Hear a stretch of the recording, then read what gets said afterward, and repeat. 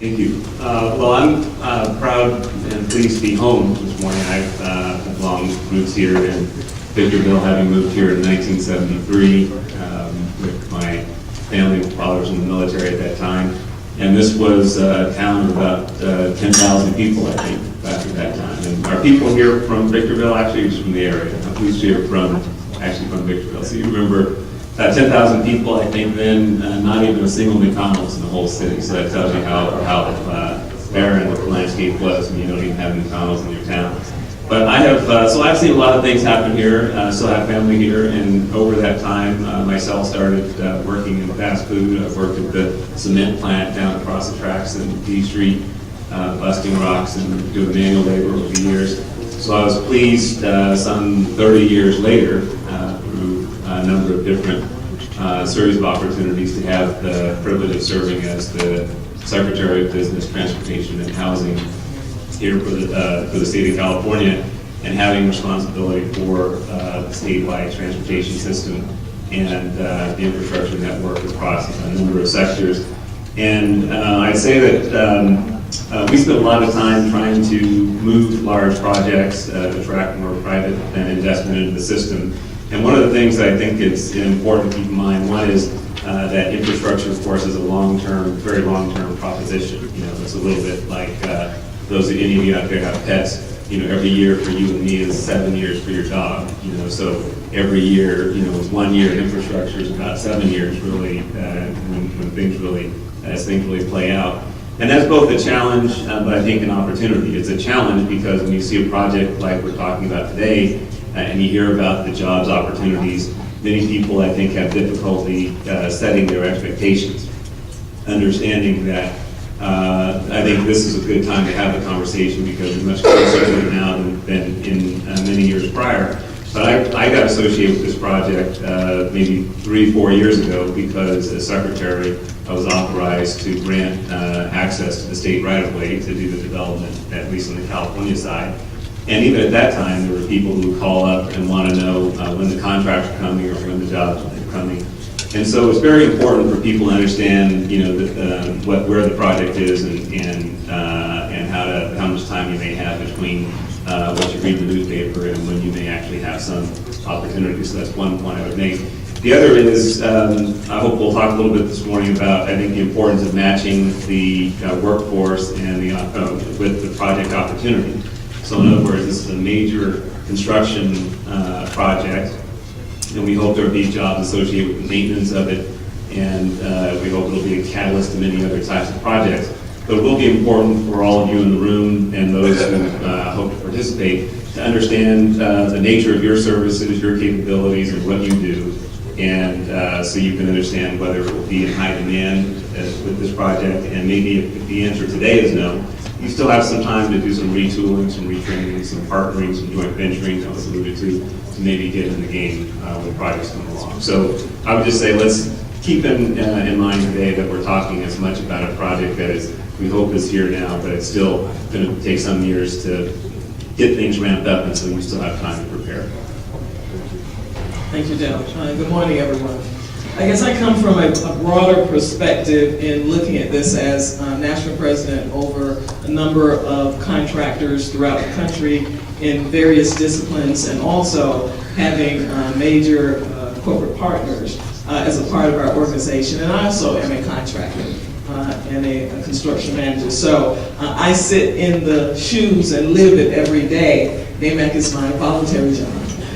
Live it every day in terms of how do we engage, especially with large projects. And I would say one of the things that you want to make sure that you're doing is having a broader perspective about how you can engage.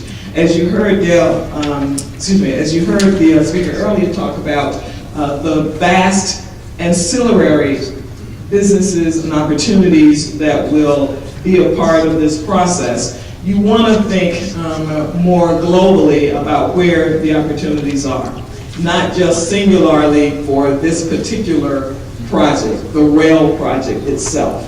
There will be many, many services that will be aligned around meeting the needs of the growing tourism that gets increased by greater access. You want to look at the hospitality services. There will be entities that are going to be coming into the area that need their own renovations, expansions, construction projects. So I would charge you to expand your perspective about what the opportunities are for this particular high-speed rail project. It is not singularly focused. And so you want to begin to look at what are the services where you can find a niche opportunity to get engaged so that it is long-term. Because once the facility is built, once the rail is built, the construction of the rail is done. But there will be many other aspects to it. So look at it from the standpoint of what's the long-term investment opportunity, sustainability opportunity for you to be engaged. Thank you. Dale, you were here when there were 10,000. I thought it was a big city when I moved from Santa Barbara and there was 30,000. And we had a mall. We didn't have Walmart yet. Costco wasn't here. So, but we did have a couple McDonald's. So it's been about 24 and a half years. My name is Joseph Brady. I'm the president of the Bradco Companies. We're a full-service commercial industrial office leasing and land company. We also have written the Bradco High Desert Report since May of 1993. We just completed our 51st edition. So now to close to 375,000 people worldwide. We're quoted pretty often with it. I think there's some great opportunities here, but I think that before we get to that point, and I think what Dale was talking about and some people have alluded to, I've got some personal concerns looking at potential up here. The high desert has always had the potential. One of the things that I've been working on for the last 6 months and will announce sometime in the first quarter is our Economic Development Council. We've had 3 of them up here in the past. We're going to put one together for what I call my last hurrah to do one. And we've identified so far about 975 players in the high desert region that are stakeholders. Now, stakeholders have nothing to do with your wealth or how big your car or your house is. It has to do with you have a vocal voice. Last night I was talking to Lionel New when I talked to Stanley Washington last week in my office, and I've met with Regina Weatherspoon Bell, Nancy Jackson, Dolores Williams. I've said to her that I want to be sure that the African American community, that the Hispanic community, which has a very large presence in the high desert region, the Korean community, are all a part of our effort to create jobs. Whether it be the speed train, whatever we do, our permit level in the high desert is off about 98.2%. Our permit level in the Inland Empire is off about $20 billion. It's $10 billion in direct and $10 billion in indirect. And former Secretary Bonner understands you spend $1 and it creates another dollar on that there. So we have the potential, and up here we're in an area that's been through a lot of boom and bust. We have about 450,000 people within our region. And I'm pushing at the college level that we have an educated workforce, or that we have people at our college that are able to service trains or whatever that program is that we need. I mean, I've always recognized that Intel is not going to move their corporate headquarters to Victorville. But companies that, where they have trains or planes or whatever, I mean, we've got a great facility out there at the airport. And then if you want to see how transportation works, take a tour of the airport before you leave here. So I welcome the opportunity to speak in here today and look forward to hearing everybody's comments.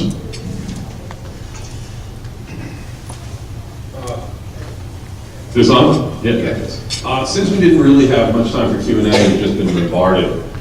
I'd like to turn to the audience now. Just add a quick note on that too. Logistics is a good industry here because not only are you a transshipment from the port, but air freight is a possibility. And you should know this about the Las Vegas airport. The folks that run it don't want to do air freight. So Las Vegas is undersupplied with air freight relative to what it should be. They don't want anybody competing with tourism. And there's a limited amount of new space you can build anyway. The airport is sort of encircled by the city. So that's a real opportunity for this region, in especially connection to Las Vegas, which is a lot of things can fly in here for shipment to Las Vegas, and Las Vegas needs additional air service, in other words, and ground service transfer from here. So there's opportunity for that, because Las Vegas will keep growing, but its air service probably won't keep, its air cargo won't keep up with it. And Las Vegas is a heavy demand air cargo city because it's consuming luxury goods. Because when people win in the casinos, they buy luxury goods. They buy a lot of Apple products and things like that are shipped from China. So there's a lot of reasons to connect with Las Vegas that way. And it's one of the things that Las Vegas can't do because it's limiting itself. And